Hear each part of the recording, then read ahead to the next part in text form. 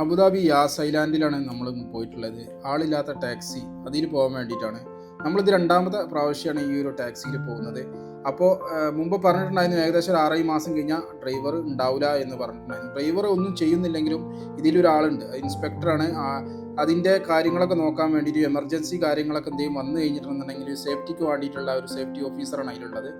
ഇത് തികച്ചും ഫുള്ളായിട്ട് സെൻസർ പ്രകാരം ഓട്ടോമാറ്റിക്കാണ് എല്ലാ സംഭവങ്ങളും ചെയ്യുന്നത്. ഹാൻഡിൽമേലോ അല്ലെങ്കിൽ സിഗ്നലോ അല്ലെങ്കിൽ ട്രാക്ക് മാറുന്നതോ ബ്രേക്ക് പിടിക്കുന്നതോ ഒന്നും ഈ ഒരു ഇൻസ്പെക്ടറല്ല, ഇതിലിരിക്കുന്ന ആളല്ല. എല്ലാം ഓട്ടോമാറ്റിക്കായി സെൻസർ പ്രകാരമാണ് ഇതൊക്കെ വർക്ക് ചെയ്യുന്നത്. സംഭവം ഒരു അടിപൊളി എക്സ്പീരിയൻസ് ആണ്, ഫ്രീ ആണ്.